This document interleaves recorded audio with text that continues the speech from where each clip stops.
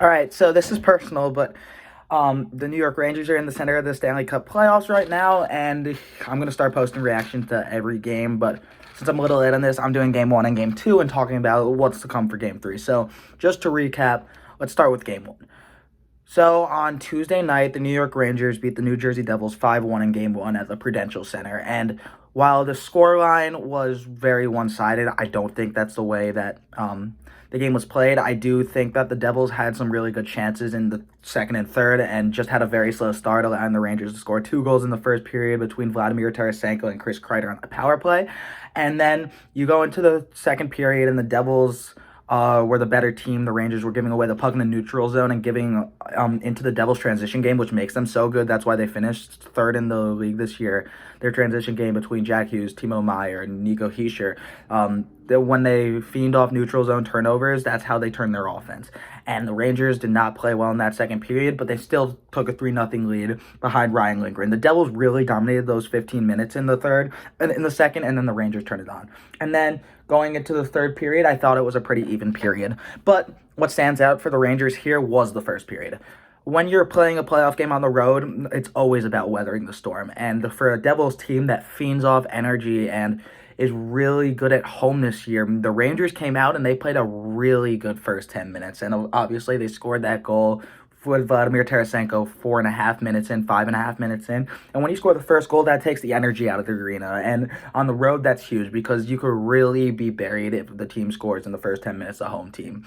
And I'll get to it when I talk about my keys for game three. But the fact that the Rangers scored the first 4 goals of the series really takes the energy out of the Rock, which has a lot of excitement.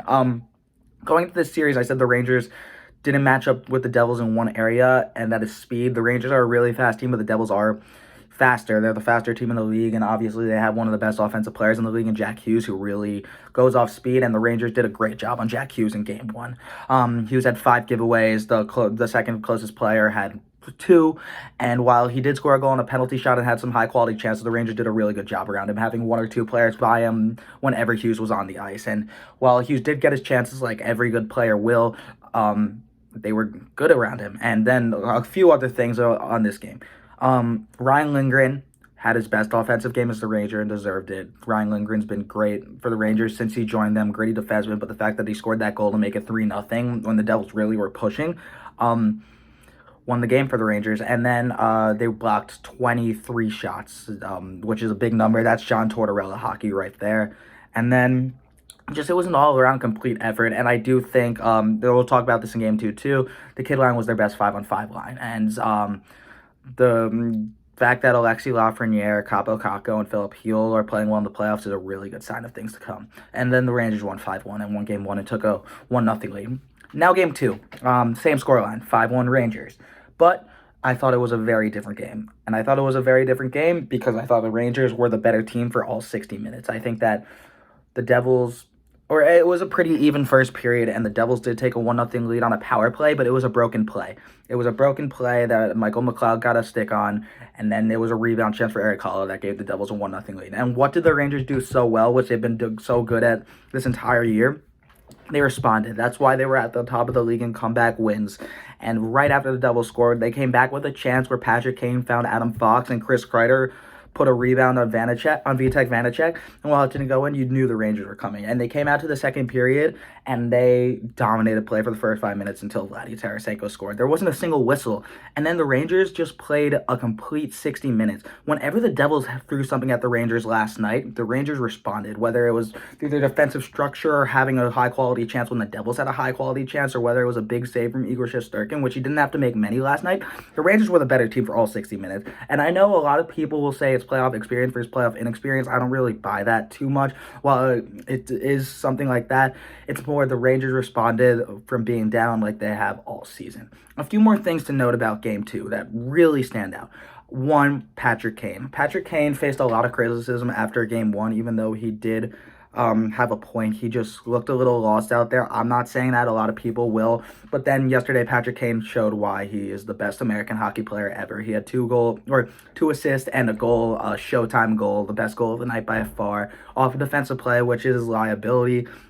he keeps this up, the Rangers are really scary. And because continuing on these deadline acquisitions, Vladdy Tarasenko has 2 goals already in the series. Tyler Mott has proved to be good, only taking 1 penalty across these 2 games. And Niko Mikkola has had increased time and has obviously been a great acquisition for them.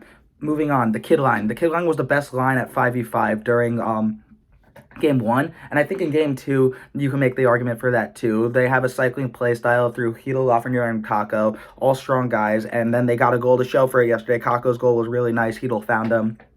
The kids just keep showing up, and that's what made them famous in the 2022 playoffs. And if they could keep this up, the Rangers have 9 forwards that have so much offensive firepower, and it's really hard to stop. Other takeaways, special teams. The Rangers keep on winning the special team battle. The Devils do not have an answer for the Rangers special team right now, or power play right now. Between Patrick Kane, Chris Kreider, Adam Fox, Mika Zibanejad, Artemi Panarin, they're all weapons on the power play. And then you look at their second power play, which hasn't gotten a lot of time, so let me just talk about the first. They're both good units, but if Kreider has 4 power play goals in 2 games, all his goals in the series are off tip-ins. He's just a big net front presence, and the Devils aren't doing anything to stop that. Because if the Devils send someone over to Chris Kreider, Patrick Kane, Panarin, Zibanejad could rip a shot. Adam Fox is so smart running the power play. He's one of the smartest defensemen in the league. I'm not only saying that as a Ranger fan. The Rangers need to continue to win the special teams battle in order to take home this series and end it. Because this series is far from over. Their penalty kill has also been great. The Devils have 1 power play goal this series, but like I said, it was a broken play. And then obviously last night it got a little scrappy towards the end, but that's what the Hudson River rivalry is. Okay, so now with that being said, the Rangers won 2 big games on the road. They go back to Madison Square Garden tomorrow night on ABC starting at 8 Eastern time. So here are my keys for Game 3.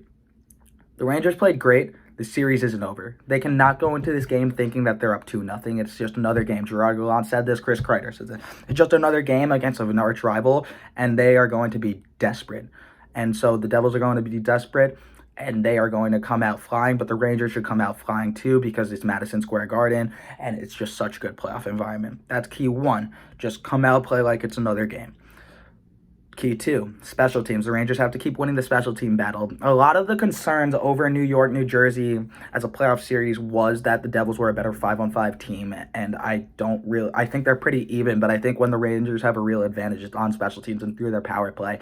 And when they're able to draw penalties and capitalize, that's when they're the best. And you could look for Chris Kreider to keep scoring, but if he's not scoring on the power play, it has to be Mika Zibanejad, who has not had a goal yet this series, but he's been one of the best players on the ice, and he obviously has the best shot on the team. And just keep running that power play 1 unit and even get some for power play 2.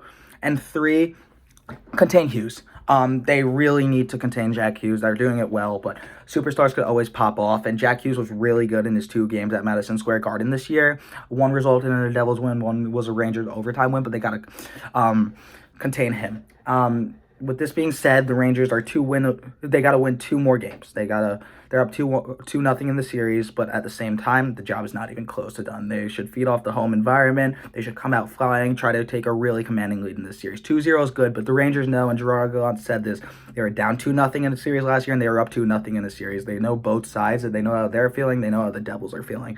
So they need to respond. Last year, what put the Rangers down in the playoffs, they were up 2-0, and they went up 2-0 in Tampa Bay, and then Tampa Bay came back, scored with Andre Palat's goal to make it the series 2-1, and the Rangers were not the same team after that. If the Rangers could take a 3-0 lead in the first round, that would be so big. It doesn't mean the series is over, but if the Rangers could win tomorrow night, that would be so huge for morale, and it would be so huge to win at home. And the Rangers were a very tough team to beat at home last year.